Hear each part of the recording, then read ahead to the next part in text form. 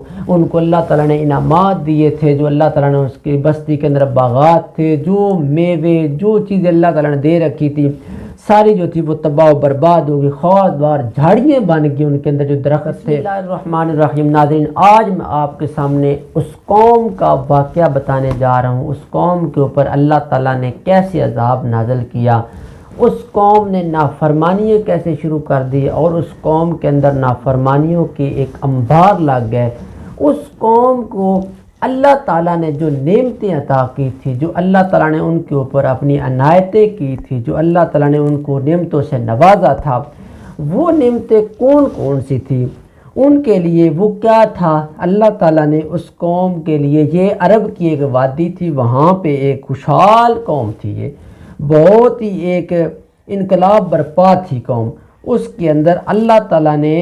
ان کے اندر بڑی بڑی اپنی نعمتیں جو ہے نا وہ نازل کر رکھی تھی۔ اللہ تعالیٰ نے اس کے اندر طرح طرح کے میوے اور طرح طرح کے مختلف قسم کے درخت اور مختلف قسم کے پھلوں سے اور مختلف قسم کے باغات تھے۔ اس وادی کو اللہ تعالیٰ نے اتنا جو ہے نا وہ آباد کر رکھا تھا۔ اس وادی کے اندر صاف ستھرا ماحول، ٹھیک ہے، وہاں حتیٰ کہ کہا جاتا ہے کہ نہ وہاں پہ کوئی مچھر تھا اور نہ ہی کوئی وہاں پہ مکھی ہوتی تھی، ٹھیک ہے۔ اگر کوئی بندہ وہاں سے گزر بھی جاتا، اس بستی میں سے نکل بھی جاتا، تو ان لوگوں کے اندر اگر کوئی جوئیں بھی ہوتی تو وہ بھی مر جاتی تھی، ختم ہو جاتی تھی۔ اللہ تعالیٰ نے یہاں تک اس بستی کے اندر اس کو نوازا ہوا تھا۔ تو یہاں تک کہا جاتا ہے اگر بندہ وہاں سے کوئی اپنا کپڑا لے کے، اپنی کوئی ایسی چیز لے کے وہاں سے گزرتا، اس کے اندر بھی اگر کوئی اس طرح کی گندگی ہوتی یا اس کے اندر کوئی کیڑے مکوڑے جوئیں کوئی اس طرح کر کے، جس طرح وہ پنجابی میں کہتے ہیں نا پیسو وغیرہ ہوتے، تو وہ بھی اس بستی سے جو گزرتا تھا تو وہ بھی ختم ہو جایا کرتے تھے۔ اس بستی کے اوپر اتنے اللہ تعالیٰ کے انعامات تھے،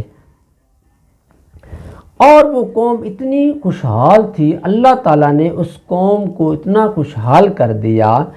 اور وہ کیا کرنے لگے، اس خوشحالی سے انہوں نے وہ فائدہ کیا اٹھایا، خوشحالی اللہ نے دی، لیکن انہوں نے کیا کیا، انہوں نے غلط رستہ اپنا لیا، غلط رستے کی طرف چل پڑے۔ خوشحالی تو اللہ تعالیٰ نے دی ان کو، اللہ تعالیٰ نے ان کو بڑی بڑی نعمتوں سے نوازا، لیکن وہ اللہ کے راستے کو چھوڑ کے غلط راستے اپنانا شروع کرتے، بدکاریوں میں لگ گئے، غلط کاموں میں لگ گئے۔ حتیٰ کہ وہ کہتے ہیں کہ اس قوم کے اندر ایک ان کا سردار تھا، اس کا نام تھا حمار۔ اس نے کیا کیا، اس نے اپنی جو تھی نا اپنے اندر ایک فرعونیت، اپنے اندر متکبر تھا، جس طرح اپنے تکبر کی وجہ سے اس کا ایک بیٹا تھا، وہ فوت ہو گیا، مر گیا۔ اس نے اپنی اس تکبر کی وجہ سے آسمان کی طرف تھوکا، اللہ کی طرف اس نے اپنی طرف سے اس نے اللہ کی طرف تھوکا، اللہ کے اوپر اس نے وہ ایک گلہ کیا اور تھوک دیا۔ تو اللہ تعالیٰ نے دیکھیے اس نے وہ جو بے ادبی کی تھی اس کے اوپر اللہ تعالیٰ نے اس کو کیا عذاب دیا۔ وہ اس کا جو کفر تھا نا، اس کے اندر جو انکار والا جو نطفہ تھا، اس نے اس کو ذلیل کیا کہ تو ایسے کر، اور وہ بدکاری کرنے پر مجبور ہو گیا، غلط کام کرنے پر مجبور ہو گیا، اس نے یہ کام شروع کر دیا۔ اللہ تعالیٰ نے اس بستی کے اوپر دیکھیے کیا کیا، اس بستی کے اوپر اللہ تعالیٰ نے ایسا عذاب نازل کیا، ان کی بدعمالیاں، بے ایمانیاں، ان کے جو بدبختیاں تھیں، ان کے جو غلط کام تھے، ان کے اوپر اللہ تعالیٰ کا عذاب ایسے ٹوٹ پڑا، اور عذاب ایسے ہوا، ان کی جو بستیاں تھیں، جو آباد بستیاں تھیں، وہ ویران ہو گئی، تباہ و برباد ہو گئے۔ اس کے اندر جو ان کو اللہ تعالیٰ نے انعامات دیے تھے، جو اللہ تعالیٰ نے اس کی بستی کے اندر باغات تھے، جو میوے جو چیزیں اللہ تعالیٰ نے دے رکھی تھی ساری جو تھی وہ تباہ و برباد ہو گئی، خاردار جھاڑیاں بن گئی ان کے اندر جو درخت تھے،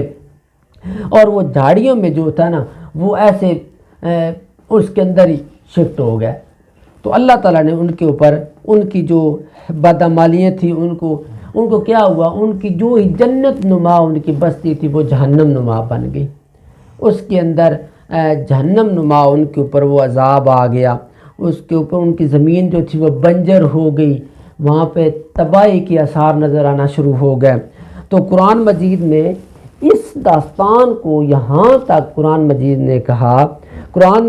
کہ وہ ایک نشانیوں میں سے وہ جو قوم تھی نشانی تھی، لیکن اس قوم کے دائیں بائیں طرف ہم نے باغات لگا رکھے تھے، لیکن اس قوم نے کیا کیا، اس نے اتنی نافرمانی کی، میں نے ان کو اپنا رزق دیا۔ اللہ کا قرآن کہتا ہے کہ اپنے رب کا رزق کھاؤ اور اس کا شکر ادا کرو، لیکن پاکیزہ شہر بھی اللہ نے دیا، لیکن اس قوم نے ناشکری کی، اس قوم نے بے ایمانی کی، اس قوم نے ناشکری کر کے اللہ تعالیٰ کے احکامات کو جھٹلایا، اللہ تعالیٰ کے احکامات کو جھٹلا کے اللہ تعالیٰ کے جو برگزیدہ بندے تھے ان کو بھی انہوں نے جھٹلایا۔ تو ایک اور جگہ قرآن مجید جب وہ کہتا ہے کہ ہم نے ان پر بند کا زور، سیلاب کا ہم نے اس کے اوپر عذاب نازل کر دیا، اللہ نے ایک بند کھول دیا جو اس کے اوپر عذاب آ گیا اور سیلاب کا عذاب ان کے اوپر آیا۔ تو میں آپ کو بتانے جا رہا ہوں کہ عذاب یہ کیوں آتے ہیں۔ یہ اس لیے آتے ہیں جب بندہ اللہ کو چھوڑ کے، اللہ کی باتوں کو چھوڑ کے غلط کاموں پہ شروع ہو جاتا ہے، غلط کاریوں میں شروع ہو جاتا ہے اور گناہوں کے اندر مبتلا ہو جاتا ہے، غرور و تکبر کرنے لگ جاتا ہے، تو اس وقت اللہ کے عذاب کو خود بخود انسان دعوت دے رہا ہوتا ہے۔ اللہ کے جو عذاب اس کو جب دعوت دیتا ہے تو پھر اللہ کا عذاب بھی آ جاتا ہے۔ اس قوم نے جب اس طرح کیا، اللہ نے اس کے اوپر سیلاب بھیج دیا۔ سیلاب اللہ نے بھیجا تو جو ان کے باغ لگے ہوئے تھے، جن باغوں کے اندر سے وہ سرسبز کھایا پیا کرتے تھے،